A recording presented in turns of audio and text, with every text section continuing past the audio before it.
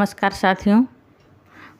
बाबा साहब द्वारा लिखित ग्रंथ बुद्ध और उनका धम्म, इस ग्रंथ की इस कड़ी में हम अध्ययन करेंगे ज्ञान प्राप्ति और नए मार्ग का दर्शन। नए प्रकाश के लिए पीपल के वृक्ष के नीचे ध्यान साधना। भोजन द्वारा नई शक्ति प्राप्त करके गौतम अपने पूर्व अनुभवों पर विचार करने के लिए बैठ गए। उन्होंने अनुभव किया कि अब तक के अपनाए गए सभी मार्ग विफल रहे। विफलता भी इतनी अधिक व ऐसी सीमा तक थी कि वह किसी को भी पूर्ण रूप से निराश कर सकती थी। निसंदेह वह भी दुखी थे, किंतु निराशा उन्हें छू तक नहीं पाई।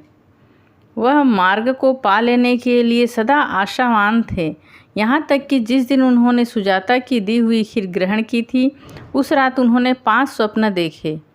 जब वह जागे तो उन्होंने अपने स्वप्नों की यही व्याख्या की तो उन्हें अवश्य ही बोधि लाभ प्राप्त होकर रहेगा।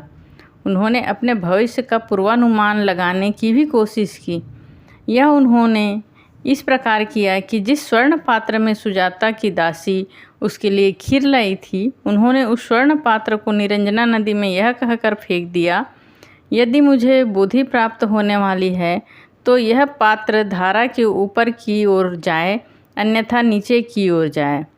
सचमुच वह पात्र धारा की विपरीत दिशा में ऊपर की ओर तैरने लगा।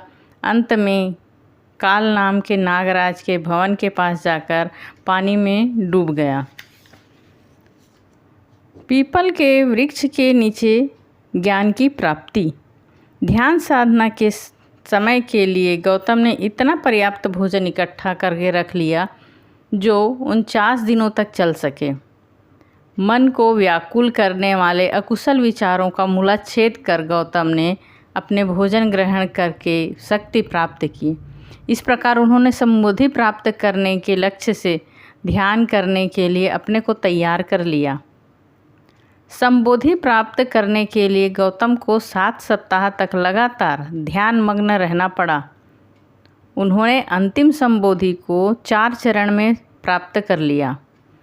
पहली अवस्था में उन्होंने कारण और खोज पर विचार किया। एकांतवास में उन्होंने सरलता से इसे प्राप्त करने में सहायता दी। दूसरी अवस्था में उन्होंने एकाग्रता को भी सम्मिलित किया। तीसरी अवस्था में उन्होंने समभाव तथा सचेतना को सहायता प्राप्त की। चौथी और अंतिम अवस्था में उन्होंने पवित्रता को समभाव में तथा समचित्ता को सचेतना में शामिल कर लिया। इस प्रकार वह चित्त एकाग्र, निर्मल, दोष रहित, दूषण रहित, ग्रहणशील, दक्ष, स्थिर, भावना रहित हो गया। तो अपने उद्देश्य को भूले बिना गौतम अपना सारा ध्यान उस समस्या को समाधान पर केंद्रित किया जो उन्हें परेशान कर रही थी।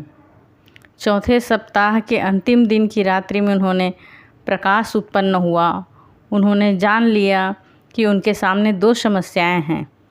पहली समस्या थी कि संसार में दुख है और दूसरी समस्या थी कि किसी प्रकार इस दुख का अंत करके मानव जाति को सुखी बनाया जाए।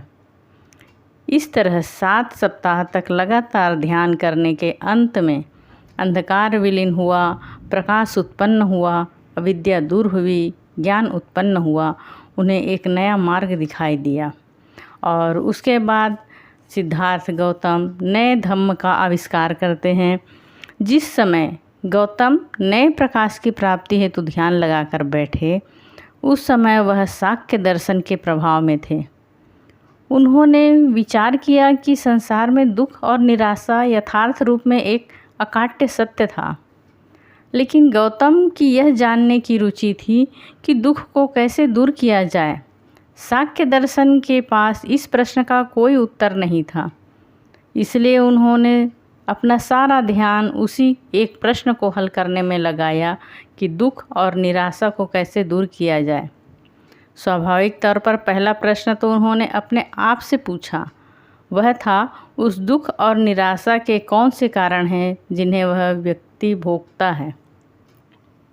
दूसरा प्रश्न था दुख को कैसे दूर किया जाए। इन दोनों प्रश्नों का उन्हें सही सही उत्तर मिल गया तो जो सम्यक संबोधि कहलाता है।